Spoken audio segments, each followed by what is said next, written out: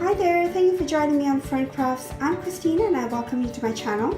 Today I am doing a very unprepared video on how to take divisions from an Oncidium orchid.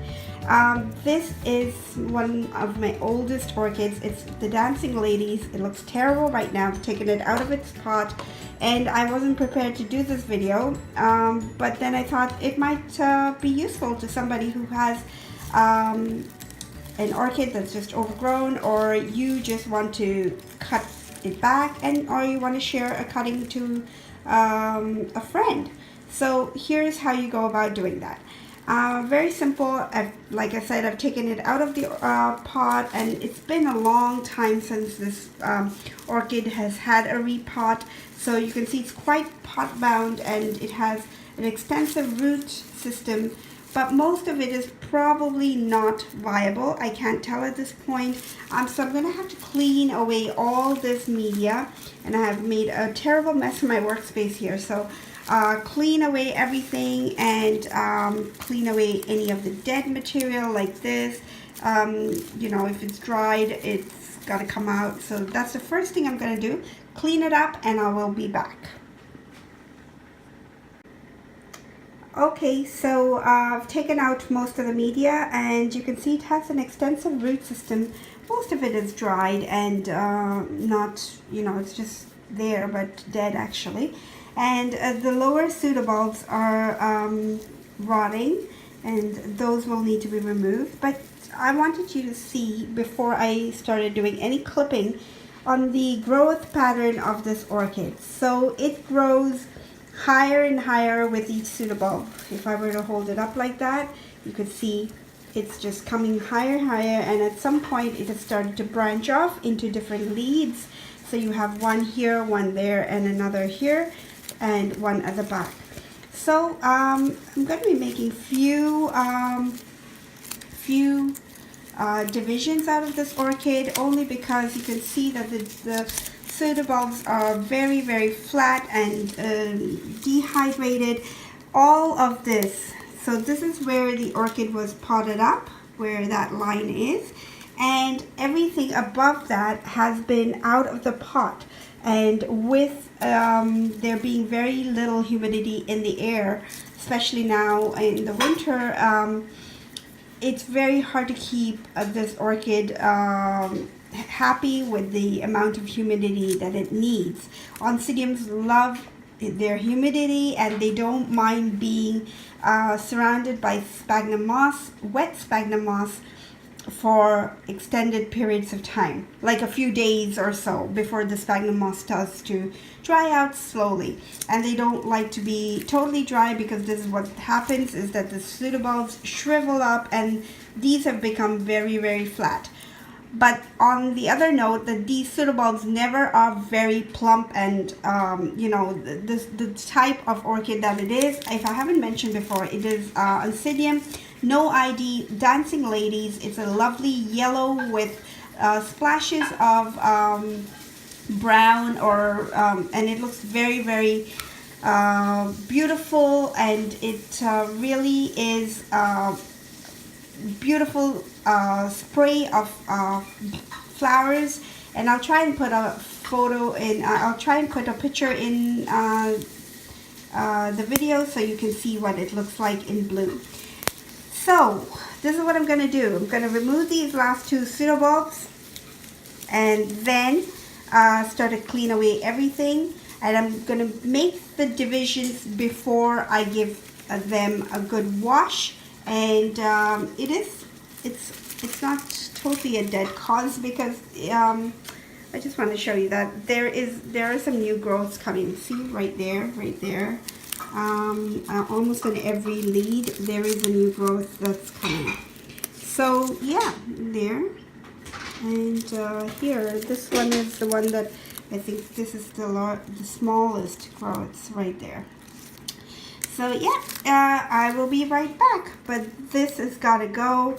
This does not look too healthy. I don't want to keep it with the rest of the orchid, so that'll come off maybe right there. So those two pseudobulbs on the bottom, and this one is just ready to fall off. Like if I pulled it just slightly, it'll come right off in my hands. So I'll be right back. Okay, so how to take divisions. You can clearly see that this is the main stem, and then there are side leaves, and each of these are potentially a new orchid that you could just pot up separately. So if I were to show you with this one here, that clearly I can make a cut right here, and then this would be on its own. You want to start deciding that with at least 2 to 3 good pseudobulbs, larger pseudobulbs. So if they were very tiny, like this lot here, I could cut this off and try and start that up, and it would work, but it'll have a lot harder time getting its energy because the pseudobulbs are so small. But if I went down here, these are larger, although not that healthy, but larger, and this would make a better cut right there. So it's just to know that you are giving enough pseudobulb to the orchid, because that's where the stored energy is, and that's where it's going to start off with to put out roots, because right now after you do a cut, there really are no roots to that orchid. So that's just something to keep in mind. Always sterilize your cutting tools, and mine, I've just put it into rubbing alcohol, and this is a solution of 50% that I use. Anything 50% and higher is a good solution to use, and all you have to do is just let your scissors or your cutting tools sit in that for a bit before you start to use it. So I've already sterilized my scissors, and I'm going to go ahead and make a cut right here, but I have to put down my camera before I do that.